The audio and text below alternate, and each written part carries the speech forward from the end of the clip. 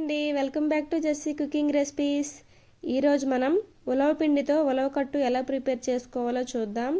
ఇది చాలా టేస్టీగా ఉంటుందండి. ఒక్కసారి ట్రై చేసి చూడండి, మళ్ళీ మళ్ళీ చేసుకుంటారు. హెల్త్కి కూడా చాలా మంచిది.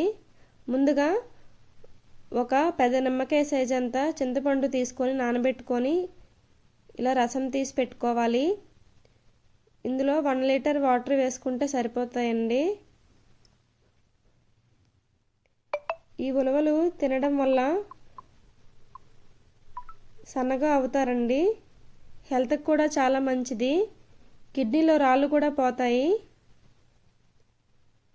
పూర్వం ఈ ఉలవలు పశువులకు మాత్రమే దానాగా ఇచ్చేవారు. ఉలవ పిండితో చారు కూడా చేసుకోవచ్చు. అలా తీసుకున్న చింతపండు రసంలోకి 1 కప్ ఉలవపిండి వేసుకొని ఉండలు లేకుండా కలుపుకోవాలి.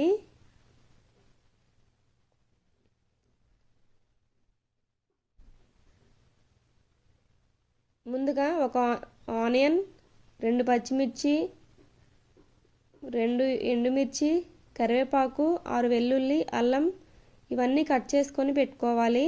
తర్వాత స్టవ్ ఆన్ చేసి ఒక గిన్నె పెట్టుకొని ఆయిల్ వేసుకోవాలి. 4 టేబుల్ స్పూన్స్.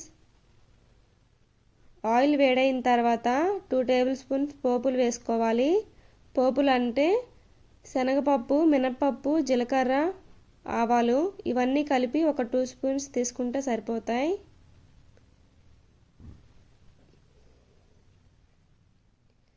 ఇవి వేగిన తర్వాత మనం ముందుగా కట్ చేసి పెట్టుకున్న ఆనియన్ వేసుకుందాం.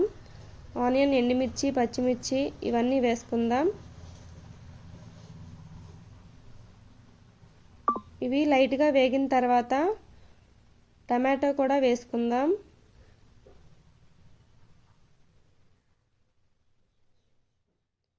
కొంచెం పచ్చిగానే ఉండాలండి ఆనియన్, అప్పుడే టేస్టీగా ఉంటుంది. మరి ఫ్రై అవ్వకూడదు. కొంచెం పెద్ద పెద్ద ముక్కలుగా కట్ చేసుకోవాలి.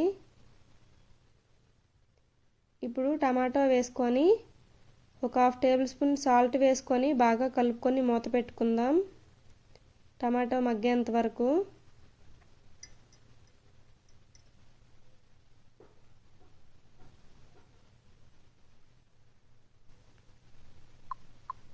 ఒక 2 నిమిషాలు మగ్గిన తర్వాత మూత తీసి చూద్దాం. టమాటో మగ్గిపోయిందండి. ముందుగా మనం కలిపి ఉంచుకున్న ఉలవపిండి మిశ్రమాన్ని ఇందులో వేసుకుందాం.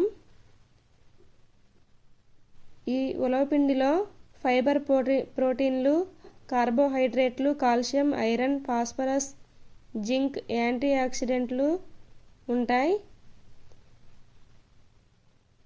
ఇలా వేసుకున్న తర్వాత 1/2 టీ స్పూన్ పసుపు, 1 టీ స్పూన్ కారం, సాల్ట్ ముందు మనం కొంచెం యాడ్ చేసుకున్నాం కదండి, చూసుకొని మన టేస్ట్కి తగ్గట్టు యాడ్ చేసుకోవాలి. వేసుకొని బాగా కలుపుకొని మీడియం ఫ్లేమ్లో ఉడికించుకుందాం. ఒక 2 నిమిషాల తర్వాత చెక్కబడుతుందండి.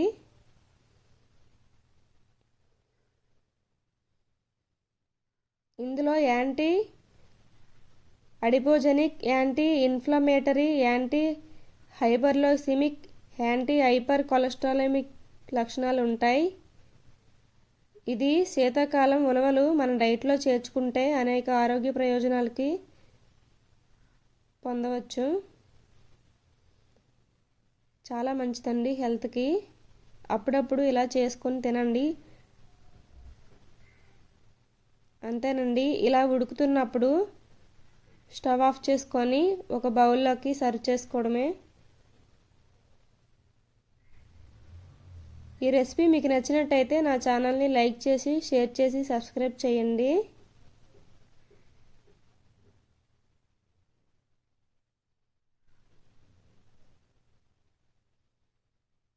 అంతేనండి.